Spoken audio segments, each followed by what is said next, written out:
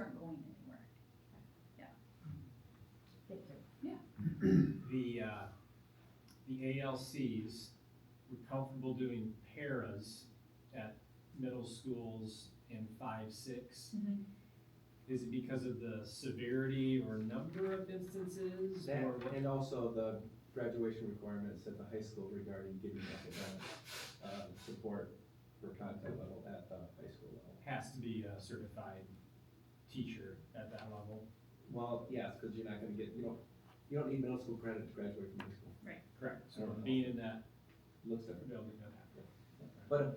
But definitely a person that, kids will, attach to, right? Another person that they're like, I mean, it's a bonding thing too, that, because you're helping those kids understand that some actions and restorative practice, all that stuff that goes into play when you may make a mistake.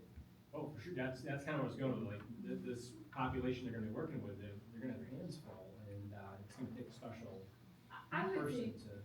too, working, at both the high school and the middle school level with kids, you're gonna see more hourly, disruption in the middle level, where at the high school, you're gonna see more like, oh no, you're done, you need For a to few go days. home for a few days Yeah. type of behaviors. Whether they say, oh, bigger kids, bigger problems, So I would say that, I think that, again, if we can reteach, then by the time they are getting to the high school, then hopefully they're not having to utilize ALS. Yeah. Good question. All right, finally, just to touch on these, we actually kind of have said a lot of this slide, but, that SSC, that's, the student service coordinator that we talked about. Again, you look at Melissa's current job, description, it is very, loaded with things that, don't even include Title IX. And since then, we've had, by law, have to name a Title IX coordinator and do all that work. So we, have restructured that position so that it really is going to focus on 504 accommodation plan secondary, district, PK 12 for McKinney-Vento, and then that Title IX coordinator, and she currently is located in the high school as an office, and that's not changing. And then for Kathy's position, there is going to be oversight for that student support specialist, analytics and insights, which I know you've heard that name. Kathy's coming, shown you graphs and worked on it.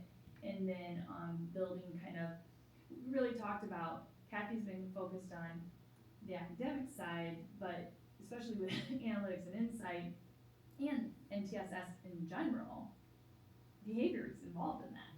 And we all know kids sometimes, their behavior shows up because they're having an academic frustration, or their behavior is so significant, we can't even address the academics yet.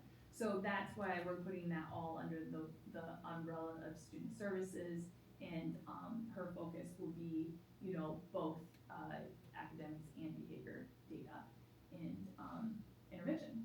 And then the reason you see 4 light violet circles over there is because we already have the 4, and then we're going to add the 2 other instructional coaches, which are going to be what you saw earlier. And then a director of teaching and learning is a job description that you see. Craig, is the director of instructional technology. So this would be a similar job as Craig, as far as, but their focus will be teaching and learning. It was just maybe show a little higher, to show you the level of that. But oversee those instructional coaches, professional development of new curriculum, the professional development of new teachers. The state has very strict guidelines of how we have to mentor and develop our new teachers in the first 3 years. So they'll continue that work, as well as working with some of the things that are coming down the pike. One of which we know that's going to be huge is the dyslexia bill. And I'm not going to get too far in it, but I've seen Mandy and Amy and some of her peeps walk out of meetings from the state, and and I listened to my fellow HR friends from other districts, and literally like people's heads are spinning and like, you know, stuff, so it's gonna be big. And that's just an example of something that we didn't even have, you know, 5 years ago. So, that is kind of the structure, and then just because I think it's really important for you to understand what I've communicated with the existing staff, and when I say existing staff, I mean all internal staff. So on Friday, I did send out an internal only posting for any of our, you know, certified staff to apply for, but I obviously really went through everything with the 21 people that are gonna be kind of reallocated. That here are the postings. We posted the director of teaching and learning and the 2 facilitators first, because I'm anticipating there's gonna be people that would like that. And then if they don't get that, they're gonna want, you know, a student support specialist or an instructional coach.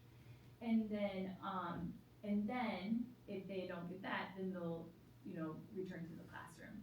So, and I've walked through the timelines of what that will look like as well, so. So what do we figure our net loss of positions is going to be? Is there going to be, obviously, moving pieces and parts, but.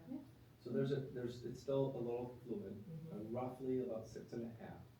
The reason I say that is because some buildings had PBIS and parapro that was an academic specialist. And some had, it was different, so it's not just the number of people, there's a little bit of FTE, there's some things moving around, and the underlying, from a budget standpoint, we won't know because we don't know what people are taking what positions. You know, those are going back to the classroom. If somebody retires that has 30 years versus somebody that leaves that has 2, it looks different. So we think at the end of the day, we knew we had to probably cut close to 9. This is closer to 6.5. But from a budget standpoint, we feel like this is a great opportunity to provide services that we did not expect to be able to provide. There's a lot of shifting around of responsibilities, which adds to some of the newness of this, which will also turn into some growing pains a little bit in the fall. It goes back to what Ann talked about. What we can't have is people in those, going back to elementary, we can't have one person feel like they're supposed to be doing both jobs because we've changed responsibilities. So that's gonna also mean staff in that building can't go to that person who used to do something else thinking you're gonna keep doing this job because you always did. So there's gotta be some of that also. So it's a lot. I don't know if that answers a little bit, but it's still some. Yeah, and obviously we might have some attrition, so depending on what of these individuals move into the classroom, for people who moved on, it's very possible that there'll be positions for most of the people that currently are in the COVID positions, I guess we'd say. And some people have been in this building, I'll say building, but I'm talking about the portables also, that are now, we're moving back into buildings. So that'll be different for them also, because we feel that, if you figure you have 2 offices in every building that were occupied, now you have 1, there should be an office in every building. So a lot of these coaches are going back into buildings that are elementary specific and had that elementary specific. Now that was alphabetical listing, but it's, but you understand, 1 for every 4. Those people are gonna be in a building. Closer to where they're right, so they're not gonna be in a network together, they're gonna be in a network via phone and Zoom and meetings, but in buildings specifically, so that they can be face to face. Like, Mr. Anderson's back there, I don't wanna throw you under a bus, cause I know, but I know there's been extensive conversations with you and Mrs. Armstrong and Mrs. Teal, regarding this. It's been a long time discussion, you knew this was coming. Is there anything, I'm putting you on the spot here, is there anything you wanna say? That's a loaded question, but anything? There's a lot of things I wanna say. I guess, you know, just to reiterate, change creates anxiety often, and the situation is no different. Certainly our members feel some anxiety, those that are in the current positions that'll be changing, and those that are supported by them. However, I do think that we greatly appreciate the care and the intentionality that Ann and the rest of the team have taken in trying to find a path forward, because this change is inevitable, it has to happen. It's been a long time coming. As you said, the conversations have been ongoing. I know Ann and Dr. Vanderjack were gathering information from people, last year even on their listening tours. So, and we do really appreciate the communication that's gone on between the admin team and especially and the association. And then the care that was taken with communication with individuals over the past week and a half, 2 weeks, was an incredibly important part of the process and went a long ways to making this a viable path forward, I think. So, we're hopeful that it's going to, work for everyone, and we think it will. It's just gonna, take some time to figure out where all the pieces fall. There's, the process is obviously ongoing, but, again, we appreciate the intentionality and the care and concern that Ann and her team have taken. And Kathy have been wonderful giving, really good advice, throughout the process to ensure that it lands well, or as best as can be. And obviously there's gonna be difficult conversations, in the next month or so with people as, they get where they wanna be, or maybe not quite. So, but I think that if you work from a place of honesty and integrity, and it's gonna be okay. It's just gonna be difficult to do. Yeah, so personally, I've been on the board for 2.5 years now. We've had some sensitive topics that we've discussed.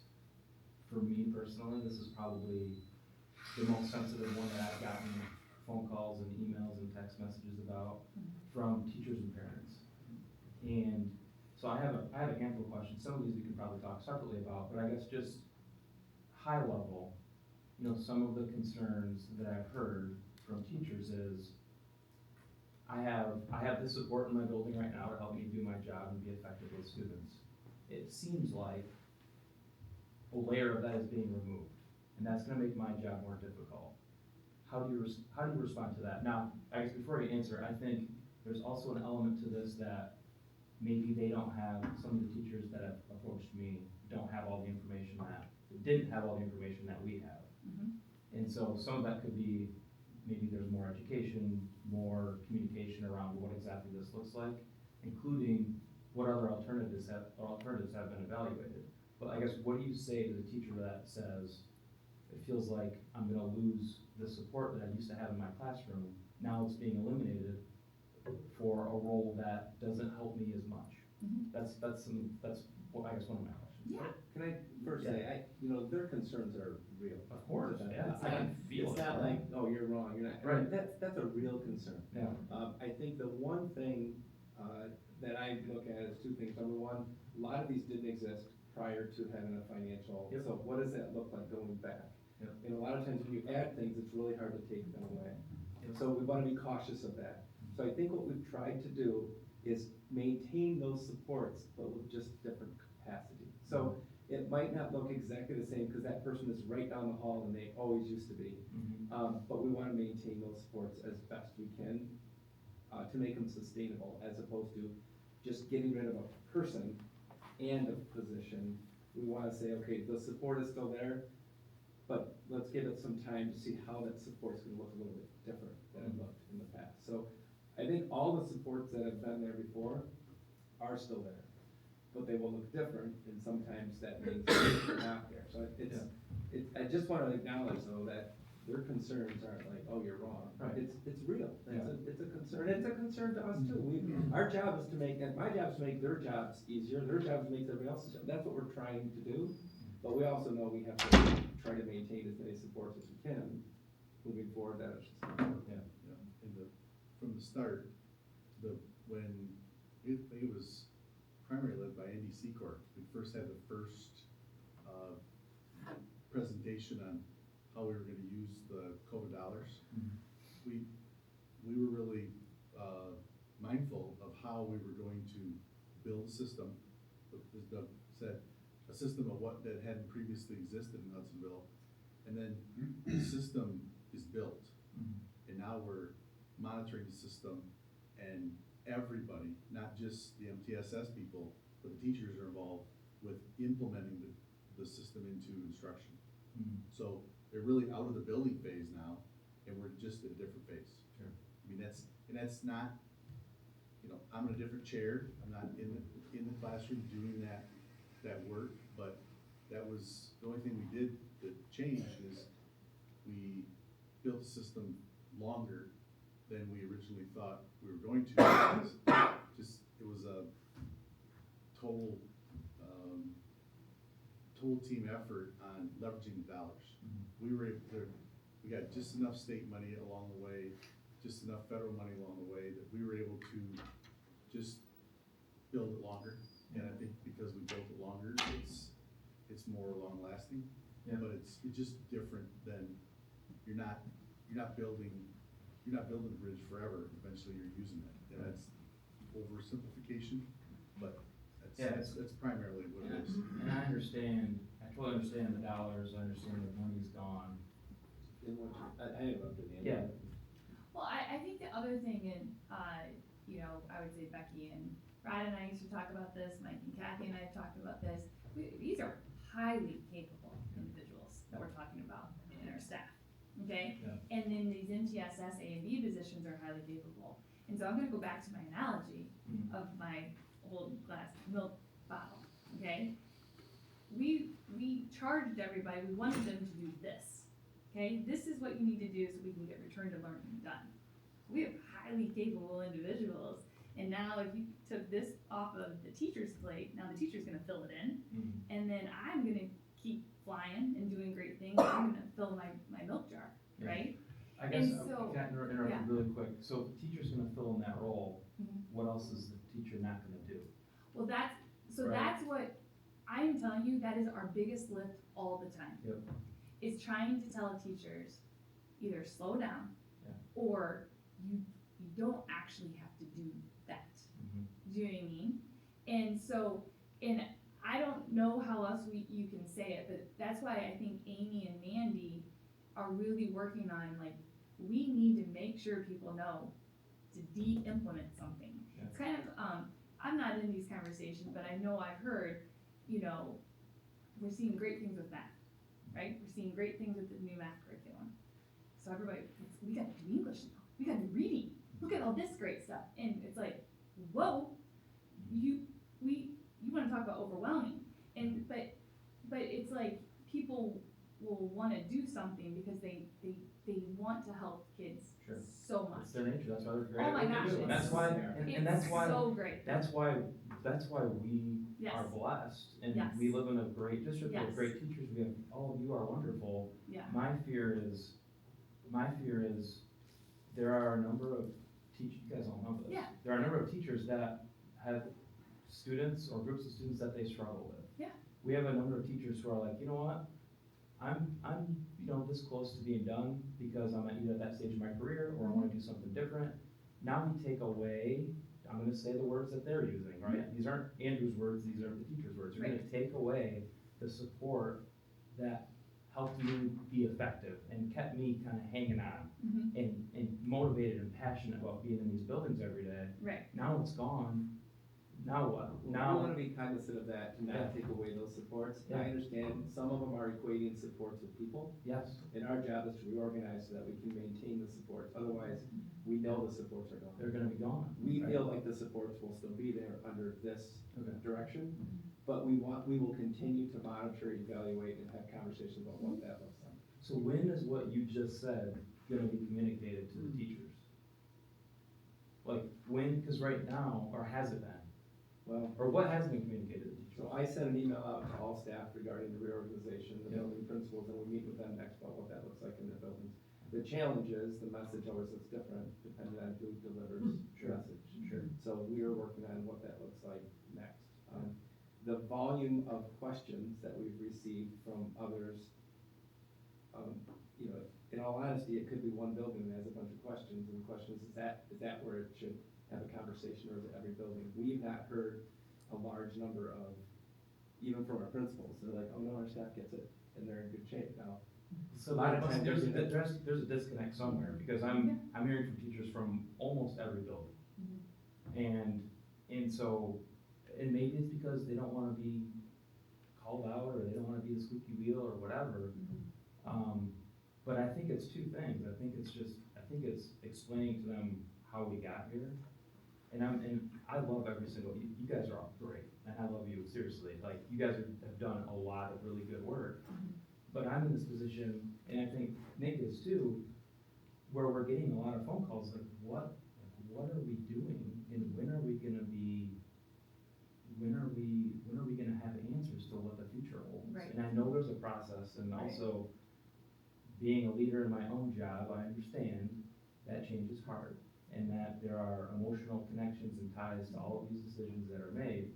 It feels like there's a void right now that's being filled with maybe some things that aren't true, or some speculation. And so, what ends up happening is, you have people reaching out saying, I'm gonna lose the support that I had, and it's gonna be terrible. Well, we can have conversations with the building principals moving forward, see what direction we'll be next. I mean, they're a good pulse too. Of course. I know, I'm not questioning the number of phone calls, Sure. whoever's gotten there, but we, at some point, we have to trust the direction of our building principals to say, Yeah. here's what would be helpful for our building. Yeah. Fair question. And the other, I don't wanna belabor this too much, and maybe if there's an opportunity, I have some other really specific questions, maybe I can ask separately, but, the data that was used to inform this decision, this process, was that a survey? Who did you ask? Were you using word of mouth? What information did you use to develop this framework, this new structure? So we went through it with every building, with their teachers. We met with, the elementary principals, we met with the secondary principals. Well, and parents are there too. We met with the parent, all the staff that were in the buildings about what their needs are, what does that look like. We had redesign meetings with our administrative staff, 4 of them, 3 of them, in the fall. You would see that in some of your updates, we had those redesign meetings. So it was really kind of if you take the narratives from I'll call them focus groups, even though they were you take those narratives, you start to look at common themes and threads, that's where it came from. Where the sport, that's why the 504 was redesigned into the elementary, that's why some of the IEP meetings were redeveloped, because the number one thing was, what, if we get rid of our academic specialists and we put it all on our building principals, now all of our building principals are gonna quit, right? And so how do we redesign what that looks like? So we added additional supports for some of the academic side of things. We took some things off the PBIS, so we restructured that job. So it was more of how can we figure this out? And when we had to get to a bottom line, kind of a number. The easiest thing to do would have been to keep it the way we were until we ran out of money and then lay everybody off. And we did not think that would be beneficial for. And again, bringing it back to that this, for you think about the last 4 years of new hires, none of them knew what it was like pre this COVID money. Sure. And so they have no frame of reference. Granted, the world has changed and there have been additional things, but at the end of the day, it's because Congress did not continue the amount of funds that they had given. And the hope is that in our district, we could make adjustments to minimize the impact of that. And I think you hit the nail on the head, Andrew. Change is hard. Change doesn't necessarily mean better. It doesn't necessarily mean worse. You could ask my husband. I hated it when we went from cable TV to a streaming service, right? Now, do I think the cable TV is better after I've seen the other? No, but I hated the change. I didn't like the things that were different. I didn't think it would give me what I wanted, but that's human nature. And so I'm tracking with him, no problem. yeah, exactly. No, yeah. Tell your husband he can come over to my house, he's not still on cable. Oh, there you go. And so, again, I think putting people's mind at ease, and even though you can say it till you're blue in the face, there will be that anxiety. But recognizing that different doesn't necessarily mean worse. And that's hard to do until they actually get to see it. When this started, 5 years ago, I never thought we'd be to a place to provide this kind of support. Yes, for what we had. ongoing. Because we didn't have any of this 5 years. We started with 2 PBIS people. Yep. 1 for each, that was it. And then we went to more. I am not surprised. No, I'm just saying, Because it's a big shift. I'm not surprised, let me just say this real quick, I'm not surprised because of who we are and who you are, right? Like, you guys have done great work to keep this going, right? And so, the bar is high, right? And so, please don't take my comments as like disagreeing, like, the work you guys have put into this has It been, gives us confidence Really to have continued No, dialogue. yeah. So thank you. So that's, And- then, Yeah. we're not questioning at all, it What- just gives us, it gives us pause to say, okay, what do the next steps look like regarding this in Yeah, conversation? and what I will say, Andrew, is that, you know, I do feel that, a more robust communication needs to go to staff. But I'm gonna go back to kind of a statement I made earlier, 21 people. Yeah. Jobs are no longer, do not exist anymore. Sure. Those are the 21 people that I'm focusing on in the past 3 weeks, Yep. to really make sure they get my full 100% attention. hope, and you, And yes. so I think we do need to do that, because I do know that the classroom teacher, this does impact. There is going to be, and I said this to a principal, like, yeah, you had 2, and now you have 1, you know, and it's gonna look different. But I also care about, like, who it's gonna affect, you know, directly. I also will tell you that, we were talking about this today, I think there was reading specialists at one point, and maybe they were eliminated in 2014, and I still get, you know, people We get get blamed upset for with it. me We wouldn't even about hear that it. to this day. So you're gonna hear about it, you know, when you're on the board in 20 years, that this happens, so Yeah, there you you go. probably remember that. Yes, I do. Yeah. Oh, yes, I do. But Yeah. it's very traumatic. There's probably a lot of people at a board meeting. Oh, go ahead. And with all this change, and change is hard, do we have any type of evaluation plan set up to see how we're looking at outcomes and if this change is great, or let's say it does have a very negative impact for whatever reason? Do we have any type of an evaluation plan set up? So if we had to go back to the drawing board to look at something different, we're Yeah. able to do that? Yeah, I mean, I've always, in administration, I've always heard, you know, it's 3 years. So I think that we have to give this 3 years to really look at it, you know, to get it in place and to see. I mean, obviously, we're gonna continue having the same evaluation tools that we've had for our behavior and our academic interventions. Those aren't gonna change. We have data right now from the last, you know, 4 years of where we're at. So, but again, the supports are isolated in these positions. There's a lot of supports here that aren't changing, you know, like I talked about the intervention classes and, you know, the work with restorative practices that we're only gonna get better at, the work with trauma informed that we're only gonna get better at. So I just feel that, we're gonna do continued data markers that Amy and Mandy will continue to, you know, roll out and tell you all about, as they have. But then I think for as far as like this position or, you know, that, I think we need to try something before we throw it out, you know. And that's a good point too, about even the surveys that we talked about at the start of the board meeting. Getting feedback from that will help paint the picture from our staff, how they feel, their perception data that we see, hopefully on a regular basis with our strategic planning and with this. It'll help us give us a kind of a guidepost. I shared with Dr. Vanderjack and the team, and this is my 7th year here, and this is my 4th major restructure of staff. Because of going into COVID, we had to create, I mean, you all might not remember, but I bet you remember this too. I moved staff the week before school started. And had to have very difficult conversations with staff and do that. And that you don't take that lightly.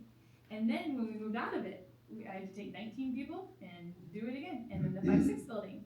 So we will get through this. It will be okay, but we're moving a lot of cheese, so. You know, one of the things that I talked to you about last week was I see the plan, and I think the plan has been very thoughtful, and I like what you've done here. But I said, I don't know the process that you use as far as the communication to roll it out. I can't, now, Mike filled in some of that for us by saying, you know, this is the way I see it. Andrew and Nick have heard some things that, you know, maybe give us reason to pause. If it's just the communication part of it, we can still fix that. Yeah.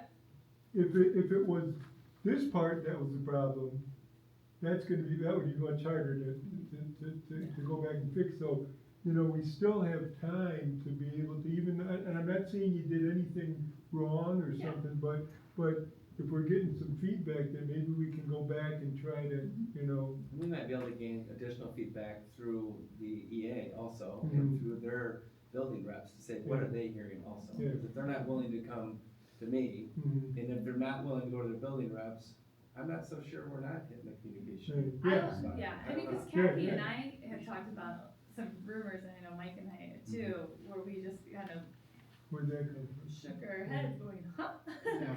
So, Barb, you hit something I've been stewing on a little bit is, how you talk about we've been building this thing and all that. I don't quite know how to measure what we've built. Like, I know we collect data, but we haven't looked at any of that data in a while, because again, this is anecdotal, this is some of the feedback is, hey, our behaviors are worse than they've ever been in the classrooms. I would love to have the data to either say, yep, they're right, or it maybe feels that way, but hey, look at these supports that we've implemented that the behaviors are improving. I don't have any of that data. And I know I brought this up before, and I don't agree with the statement you just made a minute ago, I think related to this. Yeah, there's a lot of moving pieces and parts that factor into behaviors, but that doesn't mean we can't measure behaviors and report on it. We wouldn't say, hey, there's a lot of factors that go into like math, we can't measure them. It's like really easy to get math outcomes. I feel like we gotta do better at like being able to report on data about behaviors. Yeah, well, you're gonna get an amazing teaching and learning feature next month. About Can't this wait. kind of thing, yeah. And two things, I would say that what we've been measuring, especially in those initial stages, is are we creating a system to make sure that the kids that need the right level of support are getting to that support in a timely manner, and making sure that we had the data review processes to make those decisions, that we had vetted intervention tools to provide the students that needed those tools, and then the people to provide those. So I think our data over the past 3 years has said that we have slowly, incrementally made progress so that every elementary building is meeting that threshold within 10% of full implementation. So first, we wanted to actually build the system so that we had the tools. That's the data to say we've done what we need, we've put ourselves in a Yes. position to provide. Correct. The second tool that we have is to say, research would say that if we have 80% of our students with less than 3 referrals over the course of the year, that they're responding to what we've put in place for tier 1. And we've had that data for a while. Second piece of data was to say, for those students that are outside that norm, do we have tier 2 interventions that they can access in a timely manner? And a really key piece of that has been the PBIS specialist to both find the intervention tool and then implement the intervention tool. So I think that when Dr. Vaynerchuk and Ann had done the design process, what they've outlined what are the key tasks that we cannot put back on the principal or the teacher, and that those are the core responsibilities of the support specialist. We can manage how to take some of those tasks and responsibilities to other stakeholders, which in all honesty has spurred the conversation of where the facilitator has to come in. Because we can't push everything back to the people that had taken everything previously, because we've added responsibilities within our system. So the facilitators are taking pieces both off the plate of the teacher and the principal, so they can keep doing the things that they need to do for tier 1. The building level position is really the organizer of the tier 2 intervention, and the data that we have that keeps going is to say, do we have a cycle of entrance and exit criteria for kids that are entering our intervention systems? And then we keep track of, are those interventions actually yielding success? Do we have kids that are actually exiting these interventions based on meeting a success criteria? So I wouldn't say that we're absent of data, but has it taken us a long time to get to that place? So Absolutely. you're able to present on that data next month? Okay. And I don't know if I'm not asking the right questions. Like, I feel like, again, we talk about ruler and DAC and PBIS and all these things, and yet I don't know that we ever like, if we sit, like math is simple, because again, we can look at M-step scores, we look at all these, how are we doing? Is it too much to ask to say, how are these interventions, all the things we're talking about and trying to implement are actually improving behaviors? Because again, there's this theme from the teachers, here over and over, the behaviors in the classroom are as bad as they've ever been, or worse as they've ever been. I think the hard part is that we're never going to eliminate behaviors. Correct. Making behavioral errors and mistakes is part of the learning process. I think what we can't gauge is the intensity of those every time, or the impact on the classroom or the teacher over time. So we're always looking to say, are the percentages of kids in the tiers what they should be if our system's working? But I think behaviors take a toll on us as human beings. Yeah. So I think, we would all agree that in education, we're seeing behaviors that I didn't see at the start of my career. And I think that's indicative of our society. So I I would also say, remember when I started teaching, yeah, I heard people that had been there for 20 to 30 years saying the same thing. Yeah. Correct. So I don't know if it's cyclical, I don't know if it's measurable. It's definitely not, how you measure discipline, and events with students is not, black and white. Yeah, I got And it. it's not It's math. like math. Like, It's not, I know. it's not even graded English paper that might have a grammatical error or not. Yeah. It's who's doing, you know, it's the student, it's the environment, it's the surroundings, it's who's doing the discipline, there's so many layers. Our teachers exhausted from a lot going on there, and that's not just Hudsonville. Oh, and again, and they will oftentimes preface that by saying, you know, when we're having a conversation, Nick, I know it's worse elsewhere. I'm just saying, compared to where it was before, Sure. it's different. And like, I know you have the same feeling, like, we have phenomenal teachers. I mean, we all think that, we all know that. And we will crush test scores every single time because of the systems we have, the teachers we have. I had 2 phone calls last night because they saw the agenda, they know they're going to talk about this. Like, I just have to share where I'm at. And You know, so there's just this relationship and trust that we need. I feel like we can do a better job from board level, central office level, to earn that trust from them and have that real relationship and connection with our teachers in our rooms, that like, we are doing everything we can, and we hear you and all of that. I wish we could get data that says these things are doing this much improvement. I think that would go. And if you had a solution to address all of them with a silver bullet, you'd take it. Oh, I know you would, and again, that's why I can only imagine this project, I know how it, like, every single, it impacts all of your jobs in the cabinet, so I appreciate the work. It's just, to Andrew's point, this is one that because it impacts so many of our staff, and they desperately want, because they know how it impacts their students. I think that's the heart of the teacher, is they don't want to lose resource. It's not even about them, it's about their students. You know, I heard, Mandy, I heard you say something about 83% of the students have less than 3 negative interactions. I'd never heard that before. I think that might be a good matrix or something, but one of the things, and I wanna commend all the board members, and you folks also, but just over the last 2 weeks, I mean, I spent time on the phone with a lot of people, and everybody, on this board, about, what was going on, my meeting with you two about those things. And I would say that if anybody in this district doesn't believe that we're all working towards the same end, I'll have them listen to this meeting. Because we've already been talking about this for an hour and a half, and we could probably be here 6 more hours. But the fact of the matter is though, is that, these are big issues. And that doesn't mean we can't revisit this. Right, also, no, additional right. conversations, whether it's one-on-one, Right. whether it's small group, or whether it's in Right. an additional work session. Can I just ask 2 quick questions?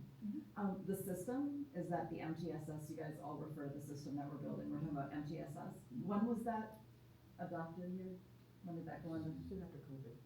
It's a post-COVID, The multi-tier system, it used to be, But it's been around. Yeah, Sorry. but when was it Well, implemented, or has it been for a long time? I mean, Technically, the system's been around forever, it should be, but it's just, yeah. it was labeled, like when they changed all the, every Yeah, 10 years. they change PBIS it. though, 2019, it was the year that we added, 2 PBIS, specialists. I was a para that year, I remember that Yeah, being introduced. Yeah. Heather Stopper, was one of them, and, that was something, and then we really started the work with SOAR at the elementary level as far as the SOAR matrix. And Amy, I'm sorry, I cut you off. Nope, that's what I was gonna say. Yeah, so I would say that was our, but, I mean, in 2002, when I worked, in Howell, in TSS. Right, but I mean specifically here, Yeah. in school. Yeah. I think the structure. It's been here, The process has been here, but as far as the whole structure, Yeah. of having the PBI specialists and the MTSS and the tier 1 supports, all of those things came together once we had the additional funding to really double down on recovery Yeah. efforts. And that was put in place, all those people were put in place knowing that they would need to be removed, but hoping that the structure would The stay. academic side of it, yes. Yeah. Okay. Yeah, I think,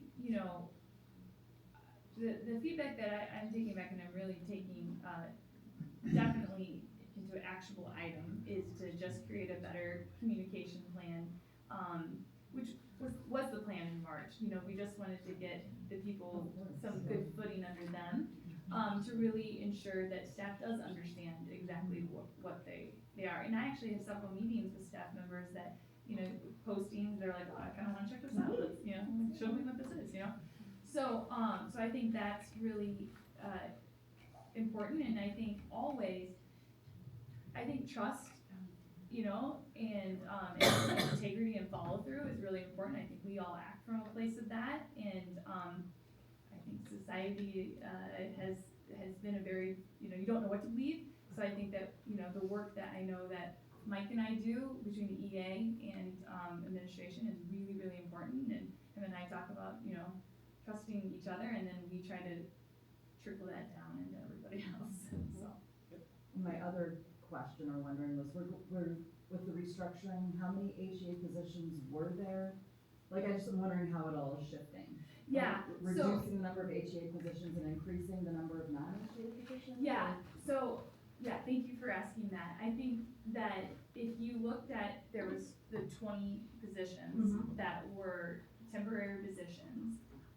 If they wanted to all go back into the classroom, they would maintain it, and then we'd have, but they don't wanna do that, and we don't want them to do that, that's why we're posting it internally.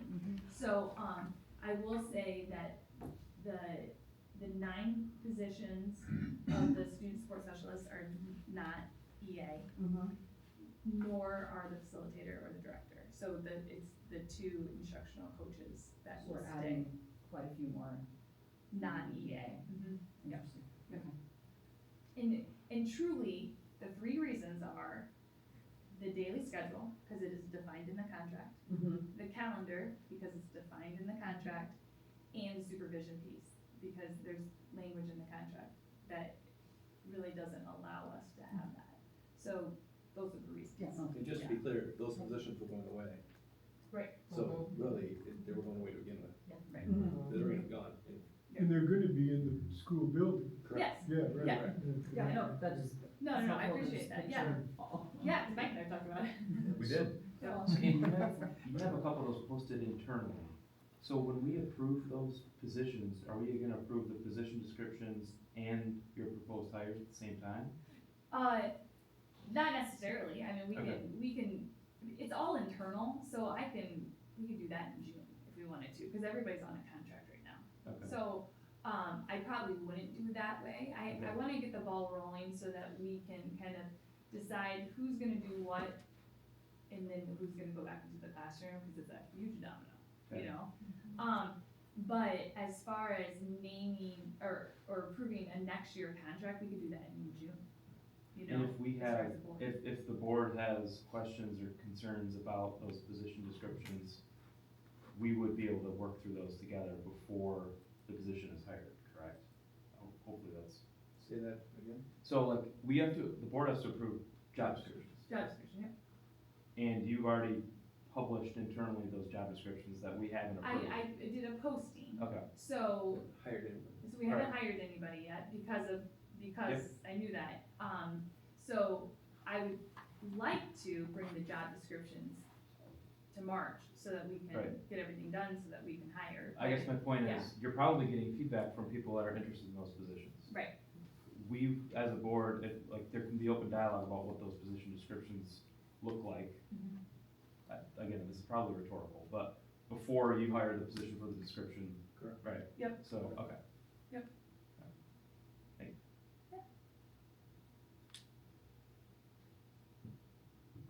you. Thank you again for That's all of the work. Yeah, appreciate it. Sorry that it took so much time, but Yeah, 10 minutes, you took a little bit more. I did. We didn't ask. It was our fault. No, it was not, it was worth the conversation. I never get this. That's why they don't invite me to get this, 'cause I talk.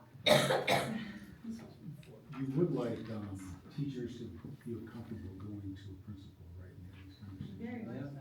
And so, you talk about one of the takeaways of communication, and we enhance the plan, I mean, the work that's done around this is really good work. But that communication plan, so do you, and you may not know the answer to this, so it's a rhetorical question. But do you think there may be principals out there who also don't quite, or they're not quite there, they don't quite have their head around Moving it? their cheese too. And we're moving their cheese too, exactly, and so I have to tell one of my staff that, we're gonna do this, and they'll be okay, we'll work through it, and we'll work with Ann, and we'll make this work. Now, it might take a little time, but we'll make it work. Do you feel like there maybe is some, well, maybe resistance, or maybe just, I'm still processing this as a principal. And Right. So when you come to me, I may not sound as confident as I need to be, because I'm still processing. Right. Do you think that maybe? I think that, when it probably comes to the facilitator positions, I think, that's probably where I think they feel good where the student support specialists are. I would tell you, I've had individual conversations with most of the principals, and, you know, some of them I've done follow-ups, and we've gone through this whole presentation again. I have not shared these job descriptions. They keep asking me for them, but I won't give them to them because you haven't approved them yet, and you haven't seen them yet. So that, I would say that's another kind of hiccup of the communication process. Sure. Because I've shown them it, but I haven't sent it out, if that makes sense. Yeah. I did a summary of what the job is, Got but I haven't shared this, because I didn't feel comfortable doing that. Like, even when I met with all 20 of the people, I had them sitting, like, you know, out on my thing, and I said, you can look at them. You can stand here as long as you want, but I'm not doing this to you, you know?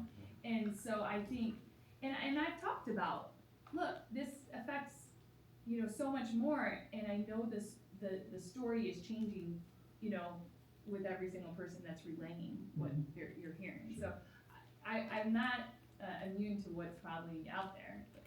So we'll figure it out. We talked about it last week in cabinet. Like, do we do videos? Do we divide and conquer and each go to a building? Do we have town halls? So we have been talking about it, but we've just been trying to get this Get the going. pieces in place. Yeah. And at the same time, there's a desire when people feel like something's going on and they don't have the information, and they'll make up their own information. I mean, whether it's any Story they tell organization, themselves. whether it's any school, church, whatever.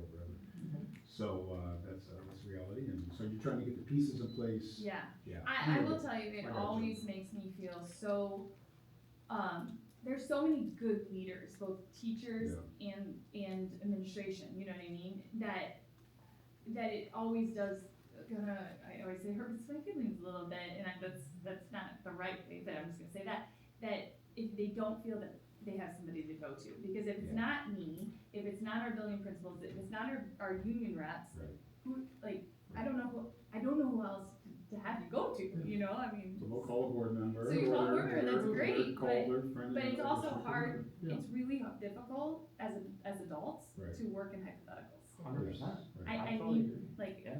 And also, some of these principals, if they get person A, they could be ecstatic. If they get person B, then not so much.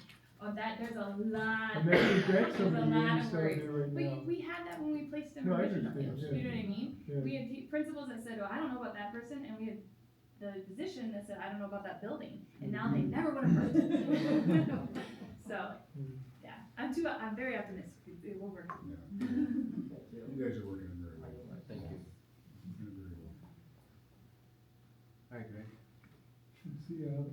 last time, period, the next, just go home. Oh, Let's see, policy 8390, animals on district property. So we have a policy regarding animals on district property. I'd like to bring this to the board at the work session for a first, probably just a first and final reading, if that's okay.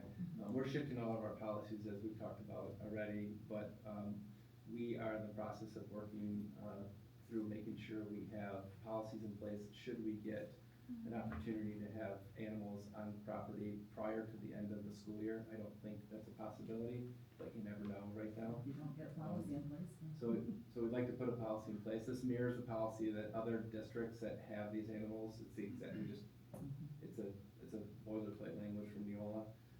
So it just adds the two other, the emotional support and the therapy dog, and it goes through the policy change, so that's it. What change did we have last, like, 2 years ago on this? Didn't we have some other change? that was just on animals generally on the premises. Oh. Like at sporting events and that kind of thing. Oh. Yeah. So this would be at the next regular session that we would approve it? So at the next board meeting, I'll ask for a first and final reading, if that's okay, just because it's not impacting anything we already do. Right. It's not a major overhaul of policy. And we'll give you the good news is if you switch to different policies, you don't have 2 readings. I think I might have told you that already, it's just one reading, you're done. The other thing is, this is not here right now because it just came out today, this afternoon. The ESTA policy that you just approved will change, that changed, as we talked about, was going to, and it has. With a minute, I think I told you this, 1 hour and 10 minutes or something before the implementation changed. So Troon just sent an update, we have adopted their policy, but then they just sent an email this afternoon. If you haven't adopted it, don't adopt it. I'm like, well, we just did. So the good news is it doesn't impact, we have 30 days for notification, we're still okay. We hope to get that policy sometime this week. We'll probably bring that, I'll send that to the board to review. We won't have a work session on it unless Mr. Chansky, you change that. We'd ask for that approval also because it's gonna follow right in line with what the legal ramifications are of the ESTA policy and minimum wage. You said this one is a true? This one's not. This policy is with Neola. Got it.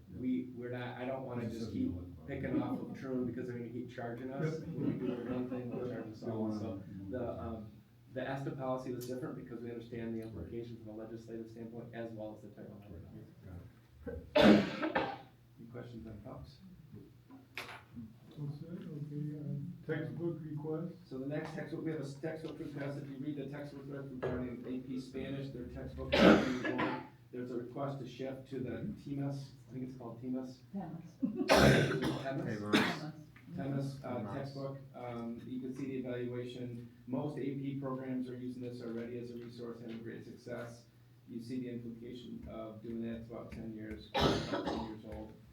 That'll be the recommendation coming to the board. If you have specific questions or want to review the curriculum as in the past, if it's something you really want to review, you can set that up through Amy's office, and just say, hey, I'd like to take a closer look at it.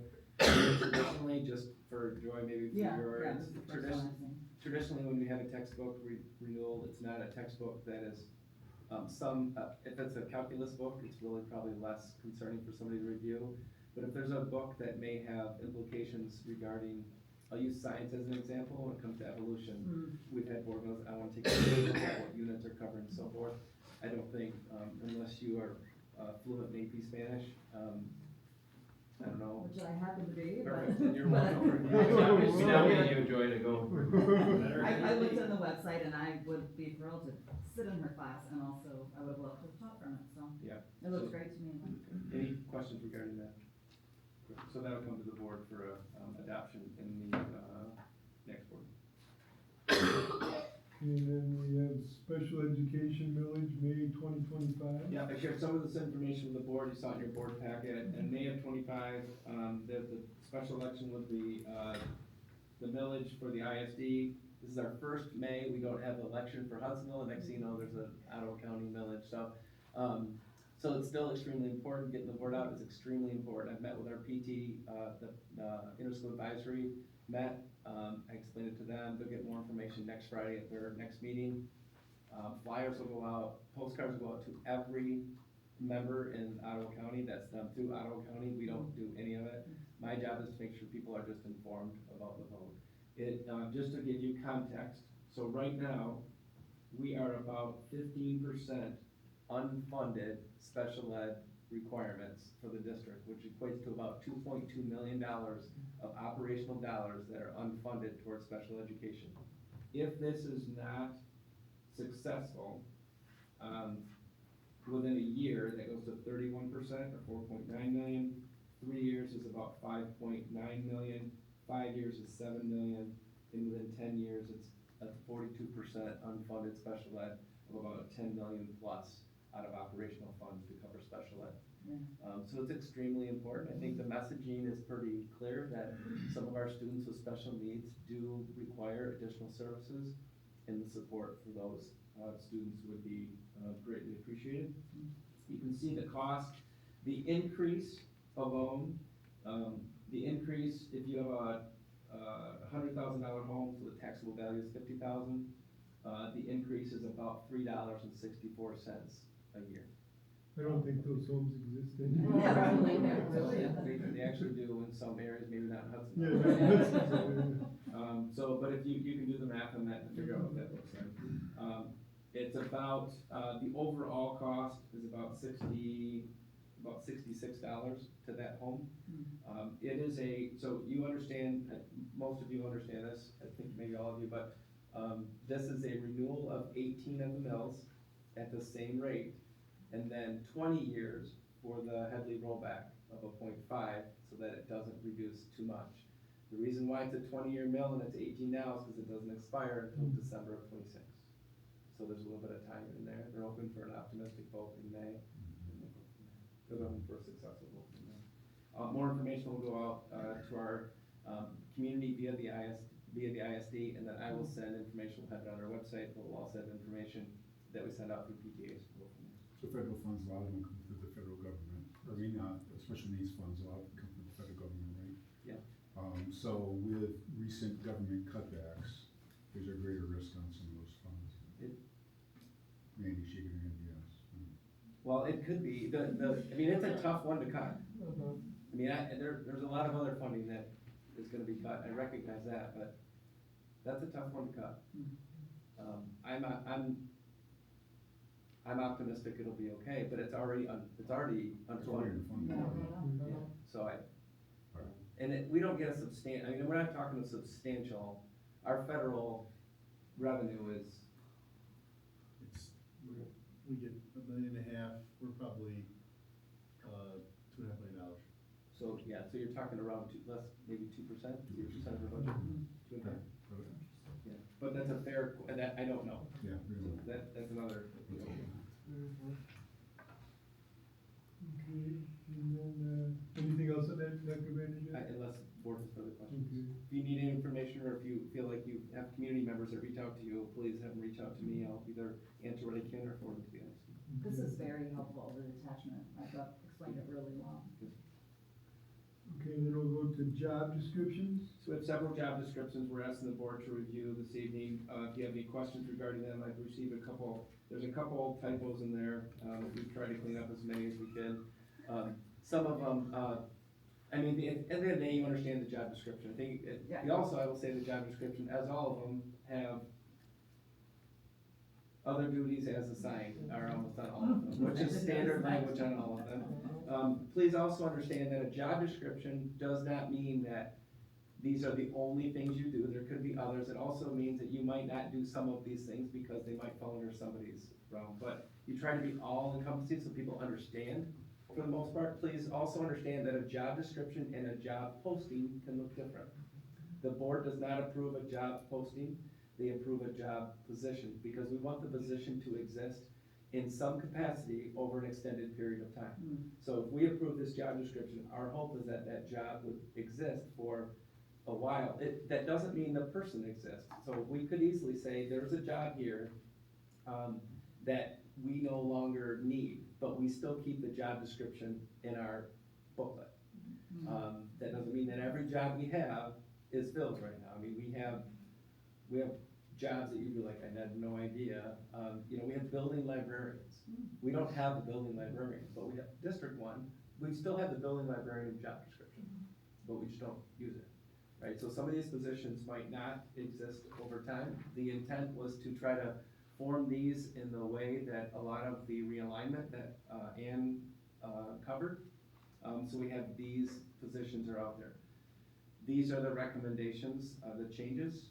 We would encourage if you have feedback. I'm not saying we need to do this now, because if you have questions, I would suggest you schedule a time to touch base with Ann, unless there's something overarching that, hey, this shouldn't be here or something.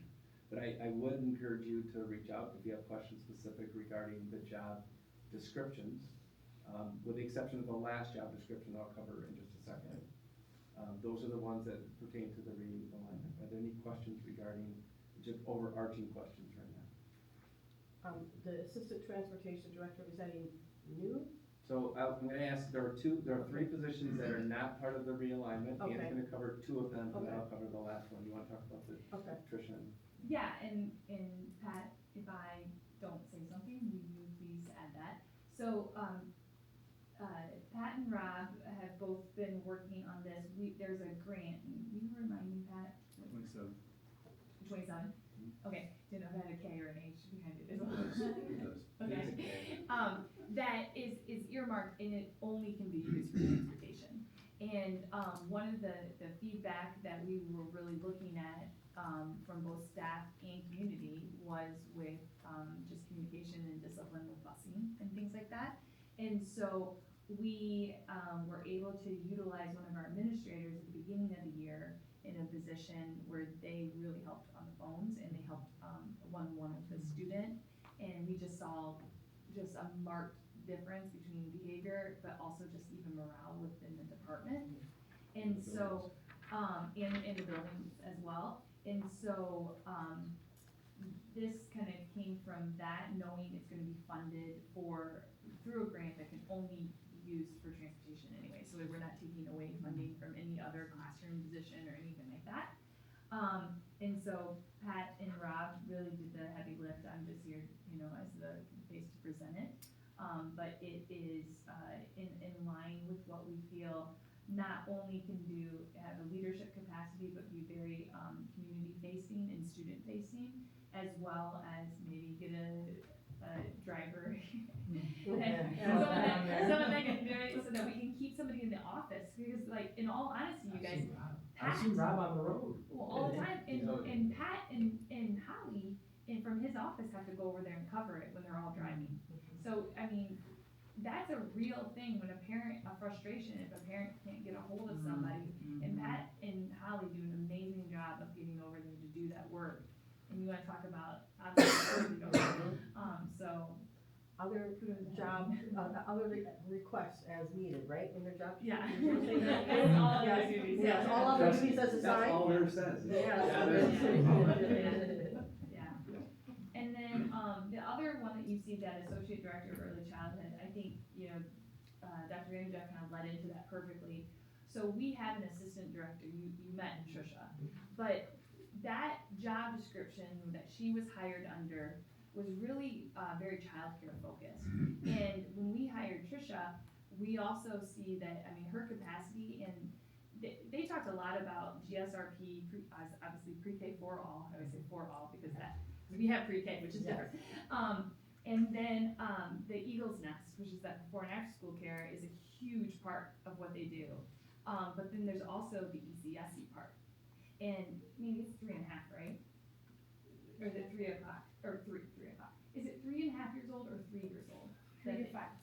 Okay, yeah, I don't know why I said that. But, for kindergarten or pre-K, you have to be a certain age by this, but as soon as a kid turns 3, a child turns 3, they then now have access to ECSE. And so that programming, If they have a disability. yeah, if they have a disability, sorry. But that programming is a huge part of the ECC building. And the type of leader that, and the capacity that Tricia has added to it has made us say, well, gosh, what if we had a different job description for the director and the associate director that could lean into some of that other leadership too, because it's really, it's a hard building, because you're holding kind of for-profit, non-profit, school, all these things. And so this would not be getting rid of an assistant director job description, because we actually might lean into that, you know, in 20 years, maybe we'll have 2 ECCs, I don't know, you know what I mean, what Hudsonville's gonna be like, but we really do feel like the capacity of what they're doing now, I mean, they are a dynamic duo, leans into more of the work that you see here, which would then require an admin certificate, you know what I mean? Where the childcare leans more into all the childcare certs. Right. Yeah, so that's the why. And this would be GSR, this is funded GSR. Yes, and it's all funded, yeah, through those funds. My only comment on the transportation director is if, just, I know this is kind of a nit, but No, if that person's gonna assist in field trips, athletic trips and everything else, I think that the willingness to obtain and maintain a CDL shouldn't be, I think that should be an essential duty, my 2 cents. Well, there's a difference between essential duty and a requirement, Yeah. or recommendation, and understand that some field trips don't require a bus to go. So you could take the chauffeur's license, the van, I don't call it chauffeur's. Yep. You could take the van and do the same thing, golf team you're taking to Got it. go whatever, Okay. so that's why, it would be a bonus, but having somebody that understands the programming that can maybe not have to drive and be in that capacity was helpful today at 5 o'clock. You don't wanna be that pulled. It'd be hard to be long-term successful without getting the CDL. Right. I mean, Yeah. so they'll, Yeah. it's just, as far as making a requirement for the posting, Yeah. as long as they're working toward it, yeah. that's what we looked at. Okay. We don't wanna, That makes sense. we don't wanna preclude anybody, Yep. but we'd expect them to get it once they're in position. Perfect, thank you. Any questions for what those two? And then last but not least, there was a request, I'm gonna say Dr. Hooper, a year ago, 2 years ago, we were finally in my evaluation, and somebody said, can we get the superintendent job description? And my comment was, you guys don't have one. So even when I applied for the job, there wasn't one. So there was a posting, so we used the posting, we used other superintendent job descriptions. So at some point, I should start doing something, so I thought maybe we should have a job description out there, because you never know what the future holds, and now you have something to work off of, should the position need to be posted at any point. So I was exhausted reading what it entails. it's pretty spot on. It also doesn't say other side. That's not how it works. Cause you're the only one who signs it. That's the only thing that's not on my job description. And there's no room. Thank you for doing that, Dustin. It's nice. Any questions about that? All right, so please, again, if you have questions, concerns, comments, feedback, please provide that to Ann. I know a couple of you already have. Get those streamlined, and then we will put those in the next board packet. If there are major overhauls, then we'll communicate that separately with the board. If it's tweaks here and there, some fine tuning, we might be able to even do is kind of cross off and highlight so that you can see the changes. But we probably put it just, normally job descriptions just go in the consent agenda, moving boards that we have. We're still going into closed We do session. have a recommendation next for the board to vote to go into closed session. We do have a legal matter that our attorney has sent us information asking the board to go into closed session. For those in the audience, I will let you know the closed session could be extensive. It could take a while. I will also tell you that the board will come back out of closed session, and there's nothing else on the agenda for them to cover. So that's our request. We have a motion to go into closed session. So, John, For Andrew, all in favor? Can you do a roll call? Yes. yes. Well, you could, Ms. Yes. Joy. Oh, sorry, I'm sorry. Yes. I'm sorry.